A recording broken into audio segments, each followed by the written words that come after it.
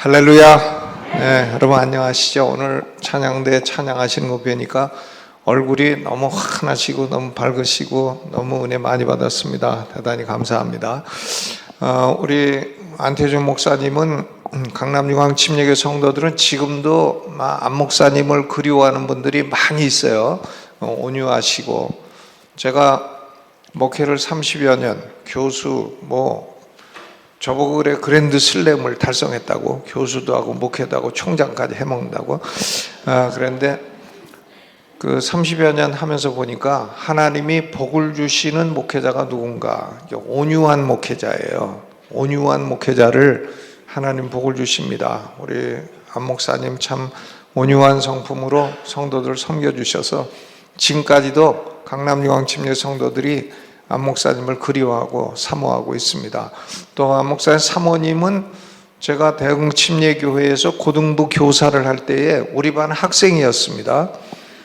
저는 군대 생활할 때 공군 소위 때 예수를 믿었고, 예수를 믿자마자 고등부 교사로 지원을 했어요. 그러니까 안종만 목사님이 그때 저보고 네가 왜 교사를 하려고 하느냐, 그래서 너 예수 믿어지 며칠 되지도 않은 게 무슨 교사를 하느냐고 그러시더라고요. 그래서 제가 예수님을 만났기 때문에 예수님을 전해야 되겠습니다 하니까 가만 보더니 하라고 하시더라고.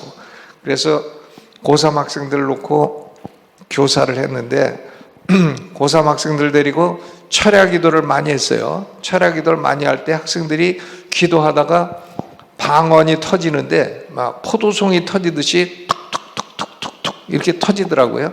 그때 한 분이 우리 안 목사님 사모님이었어요.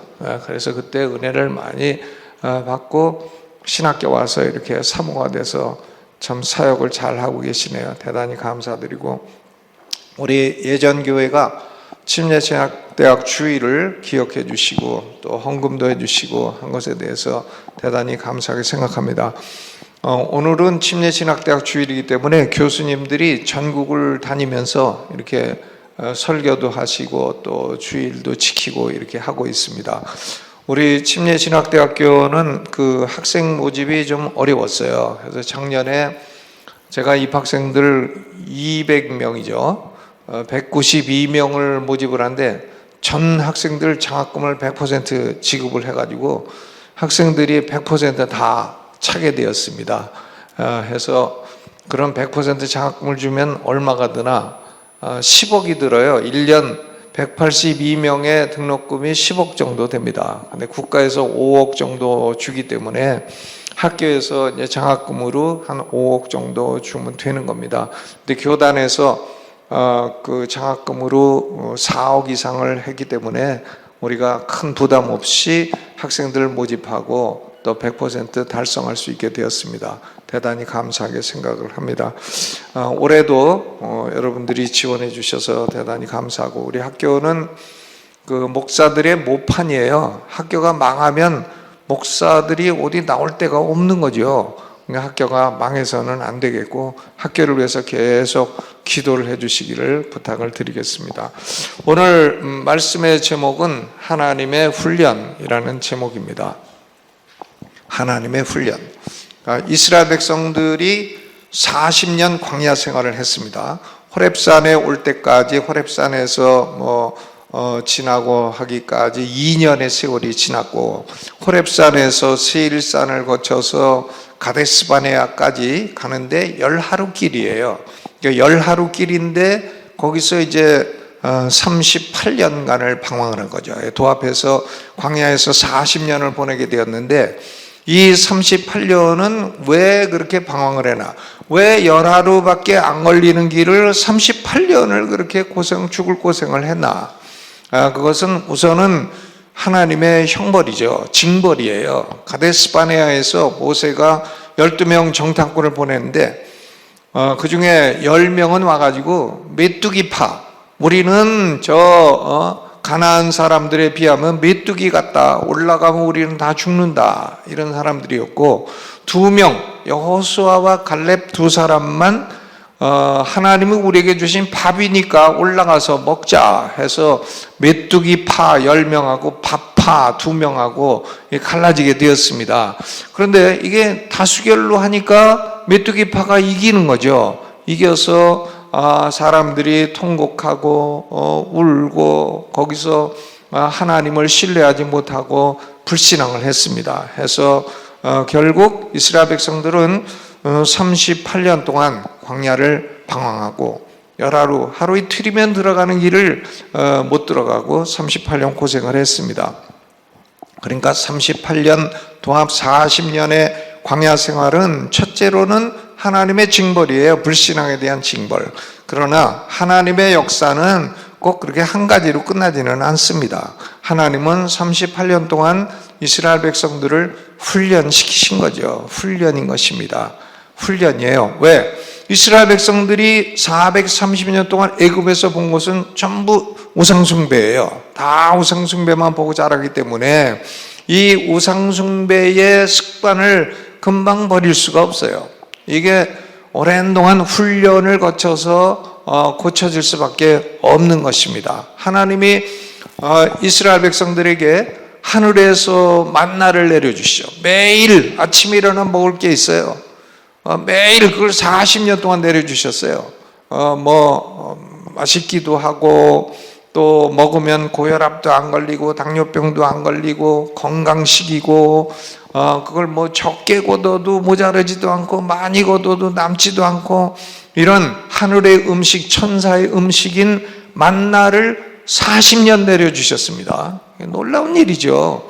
그리고 고기가 먹고 싶다 하면 하늘에서 메추라기 때 다 내려 보내주셔서 고기를 실컷 먹게 하시고 낮에는 구름 기둥 밤에는 불 기둥 해서 갈 길을 다 인도해 주시고 하나님이 명백하게 살아계신 걸 보여주었음에도 불구하고 이스라엘 백성들은 수시로 우상숭배했습니다. 왜 그러냐?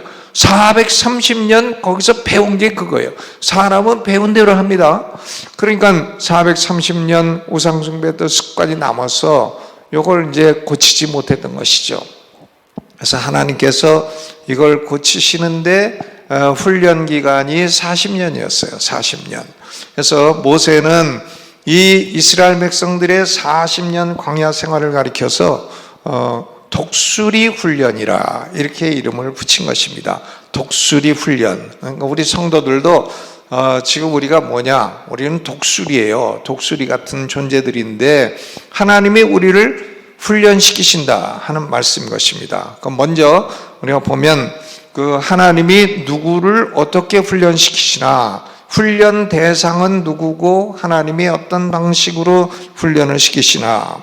거기 9절에 보니까 여호와의 분깃은 자기 백성이라 야곱은 그가 택하신 기업이로다 그랬어요. 그러니까 하나님의 훈련은 그 훈련 대상이 자기 백성이에요. 야곱, 그의 택하신 기업, 이스라엘 백성들을 하나님이 훈련하시는 겁니다. 그렇죠. 대한민국 군대가 우리 안 목사님도 육군이고 저는 공군이고 전 공군 장교 64490 군번. 안 목사님은 저보다 계급이 높아 소령 전역했죠. 소령 전역하고 이렇게 하셨는데 대한민국 군대가 대한민국 군인 훈련하지 북한 군인 데려다가 훈련하지 않습니다. 하나님께서 훈련하실 때에 아무나 불신자들 데려다가 훈련하지 않으십니다. 하나님이 훈련하시는 대상은 자기 백성이에요. 하나님이 택하신 백성, 자기 백성, 야곱, 하나님의 분깃, 그들을 훈련하시는 것입니다. 그러니까 우리가 하나님의 훈련 대상이 되었다 하는 것은 너무나 감사한 일이고요. 그것은 내가 하나님의 택함을 받은 백성이다 하는 것을 의미하는 것입니다. 그런데 하나님의 훈련을 시키실 때에 어디를 훈련 장소로 택하시나? 그 10절에 보니까 여호와께서 그를 황무지에서 짐승이 부르짖는 광야에서, 황무지 광야에서 훈련을 시키십니다. 훈련 장소가 황무지 광야예요. 낮에는 햇빛을 가릴 것도 없고 밤이 되면 짐승이 부르짖고 아침이 돼도 먹을 것이 없는 그런 황무지 광야에서 하나님이 훈련을 시키셨다. 그런 얘기인 것입니다. 어떤 분은 5월 달이 뭐 따뜻하다고 그래요. 그런데 저는 공군장교, 이게 공군장교가 그 육군에 비해서 훈련이 약하죠. 약한데 그래도 공군 소위가 되려면 5달을 훈련받아야 됩니다. 그 당시에는 대전에 있었어요. 제가 대전과 관련을 맺게 된 게 군대 가서 관련을 맺게 되었는데, 대전에 거기 지금은 탐방동 둔산이라고 해서 아파트가 있지만 예전에 거기가 훈련부대입니다. 그 5월 달이 되면 칼바람이 불어요. 얼마나 추운지. 5월이 동상 걸리는 게 3, 4월에 안 걸리고 5월에 걸립니다. 얼마나 추운지. 그러니까 훈련 마치고 나면 내가 저쪽 방향에다 대고 내가 뭐 또 안 한다, 이제 그런 말들을 많이 하죠. 그런데 그 광야 훈련 장소, 거기 정말 다시는 가고 싶지 않는 그런 곳입니다. 그러니까 군대 훈련도요, 이렇게 훈련 장소 논산 같은데 뭐 광야 같은데 그런 데서 하지, 뭐 군사 훈련을 모든 게 다 갖춰진 도시에서 하지는 않습니다. 여러분, 하나님이 우리를 이 광야 황무지 같은 곳에서 우리를 훈련시키십니다. 이 세상은 광야 같고 황무지 같아요. 어떤 분은 그래요. 이 세상에 저렇게 나쁜 놈이 있나?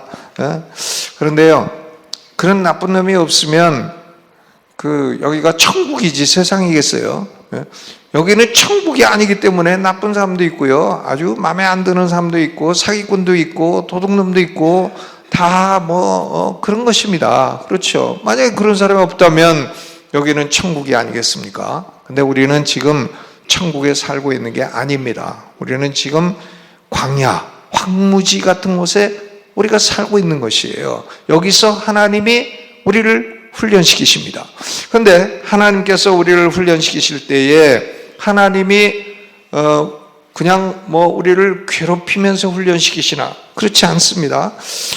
군대에서도 아무리 훈련이 고돼도요, 국가가 훈련받는 군인은 철저하게 보호해 줍니다. 옷도 다 입혀주고 먹을 거 다 주고 안전하게 지켜주고 병 들면 고쳐주고 다 그래요. 군대도 다 병원도 있는 거고 보급부대도 있는 거고 식당도 있는 거고 다 보호해 줍니다. 군대 훈련부대는 밖에서 나쁜 사람이 절대로 들어올 수가 없어요. 거기 다 지키고 있습니다. 총 들고. 그러니까 국가도 군인을 훈련시키면 그 훈련병들을 철저하게 보호하듯이 하나님께서도 광야 같은 세상에서 우리를 훈련시키실 때에 우리를 보호를 해주십니다. 10절 후반에 보니까 여호와께서 그를 황무지에서 짐승이 부르짖는 광야에서 첫째 만나주시고, 하나님이 만나주셔. 여러분, 우리가 하나님을 찾으면 만나주실까요? 만나주시죠. 하나님이 만나주십니다. 하나님을 만나면 사람이 달라져요. 하나님을 못 만났기 때문에 하나님 모르는 거예요. 그런데 하나님의 백성이 아닌 사람을 하나님이 왜 만나주십니까? 하나님의 백성, 자기 백성이니까 만나주시지. 자기 백성이 여호와를 찾으면 하나님이 만나주시고, 또 호위하시고, 호위하셔. 쉴드 쳐준다 그러죠.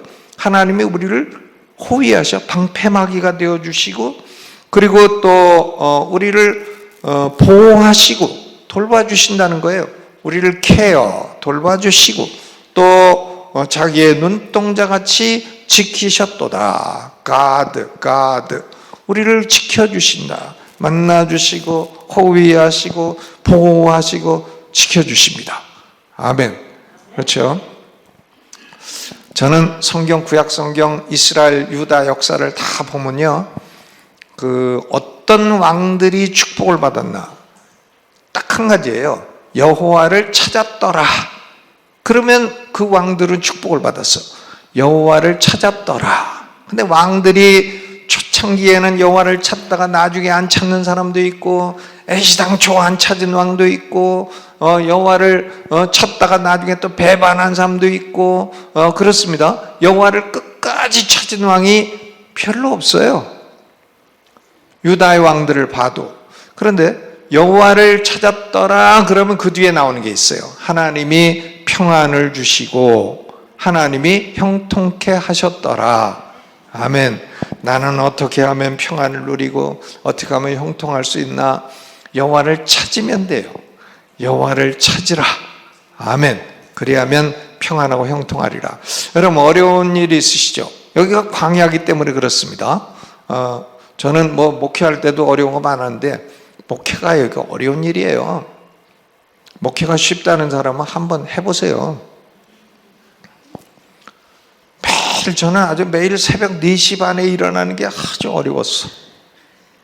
저는 교수하던 사람이라 밤늦게 공부했는데 목회를 가니까 매일 새벽 4시면 일어나야 돼. 아주. 그래서 한번 병이 나가지고 죽을 뻔했어요. 병원에 2주일 입원하고 죽을 뻔했습니다. 근데 목사가 해야지. 새벽기도 해야지. 한번 새벽기도 5분 늦었는데 어떤 집사님 기도시켰더니 하나님 아버지, 요새 젊은 목사들 5시면 5시, 5시 반이면 5시 반 시간 지키게 하여 주시옵소서. 아주 나 정말 더러워서 그런 기도도 다 듣고 그냥 해야 돼. 그렇죠. 목회도 어렵고요. 또 학교 와서 보니까 총장도 어려워. 어려움이 많아.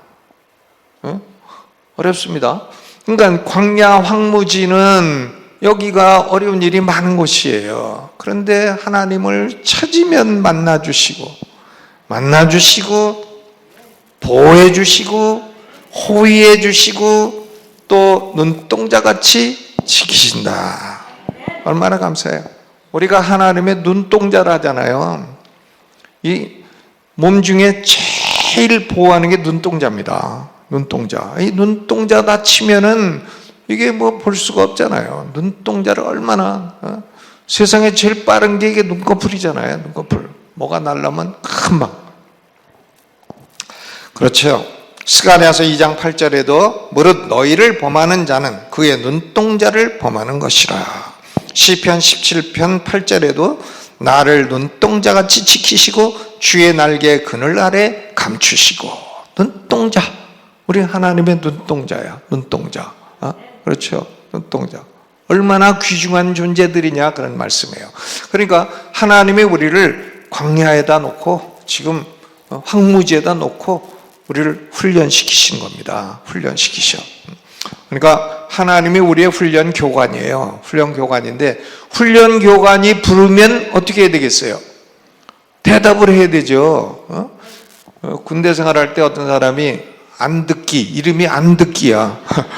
안듣기인데 교관이 너 이름 뭐냐? 그러면 항상 안듣기입니다. 그래가지고 우도 터졌죠. 뭐가 안듣겨 임마. 이름이 안듣기. 하나님이 부르시면 yes sir 대답을 해야죠. 하나님이 너는 교회에서 이런 일에 봉사를 해라. 내가 너에게 그런 일 봉사하라고 이런 은사를 주었다. 그러면 대답을 해야 돼요. yes sir 대답을 해야지. 교관이 부르는데 대답을 안 해요. 우도 터지는 거지. 그렇죠. 그 어떤 목사님이 운전하다 고속도로 갔는데 화장실에 들어갔대요. 그게 옆에서 누가 그러대. 목사님 안녕하세요. 그래서 예. 별대서 나를 다 알아보시네. 예. 아침 식사하셨어요? 그래서 예. 했습니다. 그러니까 옆에서 조금 있다 그러더래요. 목사님 전화 그만 끊을게요. 어떤 미친놈이 자꾸 대답해가지고. 그렇죠. 자기는 이제 화장실에서 자기 목사님한테 하는데 옆에 자기도 목사니까 자꾸 대답을 한 거지. 우리는 하나님이 부르시면 대답해야 됩니다. 엉뚱한 게 부를 때 대답하지 말고, 마귀가 부를 때 대답하지 말고, 죄가 부를 때 대답하지 말고. 우리는 하나님의 군대고 우리는 광야에서 하나님의 훈련을 받고 있습니다. 그런데 하나님이 훈련시키실 때요, 모세가 이 훈련을 독수리 훈련이라 하잖아요. 독수리들은 집을 높은 데 짓습니다. 모세가 광야를 80년을 다녀봤어요. 80년 다니니까 이 독수리를 얼마나 많이 봤겠습니까? 독수리의 그 행태를 잘 알죠. 왜 높은 데 집을 짓나? 독수리들은 새끼를 낳으면 거기다가 놓는데 뱀이 못 올라오고 또 짐승들이 새끼를 잡아먹을 수 없게 아주 높은 데 집을 짓습니다. 근데 높은 데 집을 짓다 보니까 이게 독수리들이 새끼가 이제 훈련받는 게 이게 쉽지 않단 말이에요. 하나님의 훈련이 3단계인데 독수리처럼 하는 거예요. 11절 마치 독수리가 자기의 보금자리를 어지럽게 하며, 제1단계는요 높은 데 새끼를 놔놓고 어미 독수리가 보금자리를 어지럽힙니다. 그렇죠? 이스라엘 백성들도 430년 애굽에서 살았으니 고시의 땅에 살았고 또 우상 숭배했고 했는데요. 거기서 하나님이 보금자리를 확 어지럽히신 거예요. 요셉을 모르는 애굽의 왕이 나와가지고 이스라엘 백성들을 노예로 삼은 겁니다. 노예로 삼어 요셉 때문에 자기들이 죽지 않고 살았는데 그것도 430년 지나니까 다 잊어버렸어. 요셉을 모르는 왕이 나와가지고 이스라엘 백성들을 이제 비돔, 람셋 성 짓는 일에 노예로 동원을 해서 흙을 이기고 벽돌을 긋고 농사를 일을 시키고 온갖 고생을 다 시키고 남자아이가 태어나면 나일강에 던져 죽이라고 하고, 이게 뭔가 보금자리를 어지럽히는 거예요. 하나님이 이스라엘 백성의 보금자리를 어지럽혔어. 그렇죠? 우리도 광야에 살다 보면 때로 하던 사업이 어려워지기도 하고 몸에 병이 생기기도 하고 또 자식이 속썩이기도 하고 남편이 속썩이기도 하고 갑자기 배반당하기도 하고 사기꾼을 만나기도 하고 그렇습니다. 그게 뭔가 하면 하나님이 보금자리를 확 흐트러 놓으시는 거예요. 흐트러 놓으시고 너는 나를 찾아라, 너는 나를 믿어라 부르시는 거예요. 하나님의 훈련 단계는 첫째로 보금자리를 흐트러 놓는 것입니다. 그러니까 다윗도 시편 30편 6절로 7절에 이렇게 말합니다. 내가 형통할 때 말하기를 영영이 요동치 아니하리라 하였도다. 여호와께서 주의 은혜로 내 산을 굳게 세우셨더니 주의 얼굴을 가리우심에 내가 근심하였나이다. 그러니까 나는 이제 영영이 요동치 않는다 해도 하나님의 얼굴을 딱 가리시면 그러면 보금자리가 어지러워지고 그리고 어려움이 오게 되고 그렇습니다. 근데 우리는요 인생을 살다가 어려움이 와도 절망할 거 없어요. 걱정할 것도 없고요. 그게 하나님의 훈련이에요. 군대 가서 훈련 받는데 누가 그렇게 걱정합니까? 훈련 다 끝나는 시간도 있고 다 그게 나라가 보호를 해주면서 군인의 일을 할 수 있도록 훈련을 하는 것이죠. 독수리 훈련의 첫 단계는 어미 독수리가 새끼를 낳아서 새끼가 조금 자랐을 때에 보금자리를 흐트러 놓는 겁니다. 흐트러 놔, 어지럽게 해. 두 번째 단계는 거기 11절 보면 자기의 새끼 위에 너풀거린다. 새끼 위에 너풀거려. 보금자리를 어지럽혀 놓으면 새끼들이 막 아우성이겠죠. 아우성인데 그 위에서 너풀거려. 날개짓을 하는 거예요. 독수리 날개짓을 해. 그건 뭐냐면 야 새끼들아 거기 있지 말고 나처럼 날개짓을 하고 나와라. 모범을 보여주는 겁니다. 모범을 너풀거려 날개로. 그럼 새끼들이 어미를 따라서 날개짓을 해보는 거예요. 그리고 보금자리에서 나오는 겁니다. 높은 곳에 있으니까 거기서 날개짓을 하는데 새끼의 날개가 힘이 없으니까 아래로 그냥 떨어지겠죠. 아래로 떨어져요. 바람 부는 대로 휩쓸려 계속 떨어지는 것입니다. 그러니까 우리는 예수님께서 우리에게 모범을 다 보여주셨어. 어려울 때는 기도를 해라. 어려울 때는 기도를 해. 그리고 너를 괴롭히는 사람 있으면 용서를 해라. 용서를 해. 제가 강남중앙침례교회에서 맨 처음 장례 치른 분이 있어요. 그분은 사업을 하다가 돈을 한 10억쯤 누가 떼어먹었어. 누가 떼어먹었는데 얼마나 그게 속이 상한지 그냥 속이 상해서 그냥 마음이 아파하다가 돌아가셨어. 아유, 그 왜 그렇게 아파하셔? 그냥 먹어라. 나 먹을 건 아직도 있다. 그리고 용서하고 말지. 그걸 아파하고 하다가 돌아가셨어. 그분 성함이 모세였어. 모세. 잊어버리지도 않아. 그렇죠. 괴롭히는 사람 있으면 용서해. 놔줘. 그거 안고 있어봐야 나만 손해야. 아멘.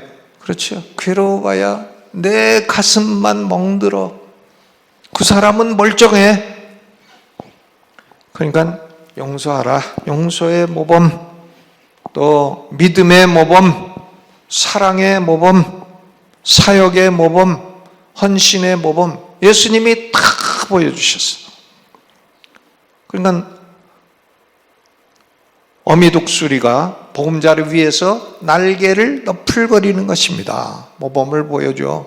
그래서 새끼들아, 너희들은 나와. 거기 어지러운 보금자리 있지 말고 나와서 날개를 너풀거려.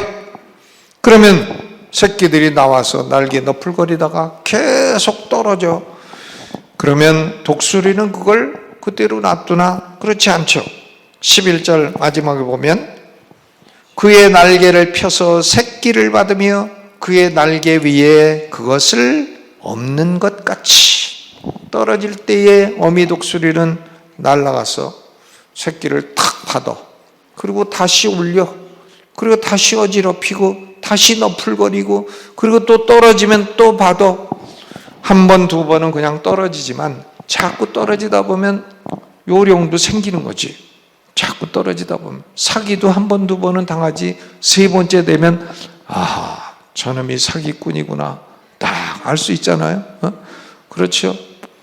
그러니까 알아. 이제 훈련이 돼갖고.